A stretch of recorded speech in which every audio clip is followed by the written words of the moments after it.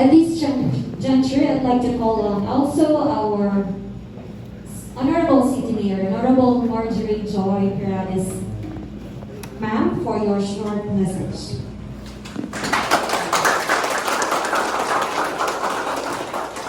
Can you take your seats?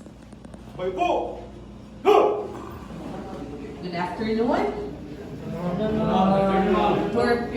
Police Lieutenant Colonel Jonel Buanzon Canlaon, okay, to your training officer for the past 3 days, Police Lieutenant Colonel Conrado Manatad, sir, and to the men in uniform, and of course, to Task Force K.A.U.B.A.N Class 2020-01.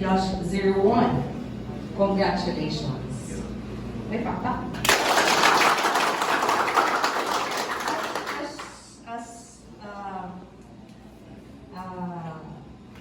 As what was read sa message of PD Colonel Aladin Collado, as read by Police Lieutenant Colonel Conrado Manatad, that you are now our buddies, our comrades, and our companion.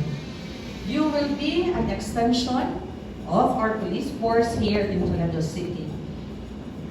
And rest assured that me and the government officials and department heads will always be with PNP.